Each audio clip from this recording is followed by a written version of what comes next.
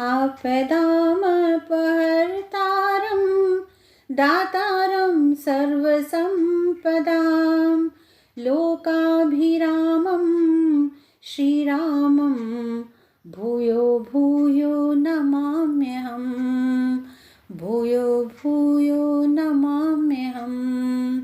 जय श्री राम। मेरे परम स्नेहीजनों, कृष्ण आस्था प्रमिला चैनल पर आपका हार्दिक स्वागत करती हूँ। और हम सुन रहे हैं श्री रामचंद्र जी की जीवन यात्रा के प्रमुख अंश तिथि और मास के अनुसार विस्तृत जानकारी के लिए ही ये वीडियो मैंने आरंभ किया है। आइए सुनते हैं। फाल्गुन कृष्ण द्वितीया के दिन मेघनाद पराजित हुआ। तीज से लेकर के सप्तमी तक 5 दिन तक दवा आदि लाने की व्यग्रता के कारण युद्ध बंद रहा। अष्टमी को दुर्बुद्धि रावण ने शोक के आवेग से मायामयी मैथिली का वध किया।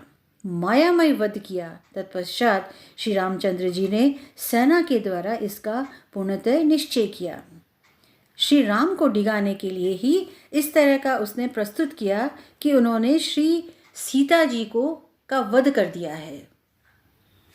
फिर त्रयोदशी से 5 दिनों में लक्ष्मण जी ने विख्यात बल और पराक्रम वाले मेघनाद को युद्ध में मार डाला।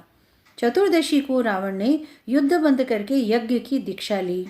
फिर अमावस्या के दिन वह युद्ध के लिए निकला। चैत्र शुक्ल प्रतिपदा से लेकर के 5 दिनों तक रावण लगातार युद्ध करता रहा। इस युद्ध में बहुत से राक्षसों का संहार हुआ।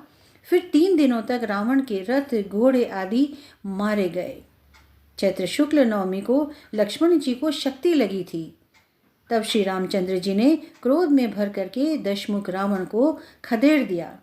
फिर विभीषण जी की सलाह से हनुमान जी लक्ष्मण जी के लिए औषधि लाने के लिए द्रोणाचल पर्वत पर गए और फिर वहाँ से विशल्या यानी कि संजीवनी बूटी ला करके उन्होंने लक्ष्मण जी को पिलाई।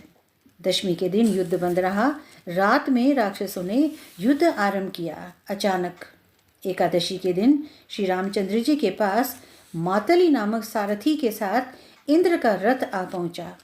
चैत्र शुक्ल द्वादशी से लेकर के कृष्ण चतुर्दशी तक 18 दिनों में श्री रामचंद्र जी ने द्वंद्व युद्ध करके और रावण को मार गिराया था। अमावस्या के दिन रावण आदि राक्षसों के दाह संस्कार हुए। इस प्रकार घोर संग्राम होने पर श्री रामचंद्र जी को विजय प्राप्त हुई। माघ शुक्ल द्वितीया से लेकर के चैत्र कृष्ण चतुर्दशी तक 87 दिन के संग्राम में केवल 15 दिन युद्ध बंद रहा। शेष 72 दिन युद्ध चालू रहा। वैशाख शुक्ल प्रतिपदा को श्री रामचंद्र जी रणभूमि में ही रहे। द्वितीया के दिन उन्होंने विभीषण का लंका के राज्य पर अभिषेक किया। तृतीया को सीता जी की शुद्धि हुई। देवताओं से वरदान प्राप्त हुआ। उसी दिन दशरथ जी का आगमन हुआ और उनके द्वारा भी सीता जी की पवित्रता के विषय में अनुमोदन प्राप्त हुआ। इस प्रकार श्री रामचंद्र जी राक्षसों के द्वारा कष्ट में डाली हुई परम पवित्र जानकी जी को बड़े प्रेम से ग्रहण करके वहां से लौटे। वैशाख की चतुर्थी को श्री रामचंद्र जी पुष्पक विमान पर बैठे और आकाश मार्ग से अयोध्यापुरी की ओर चल दिए।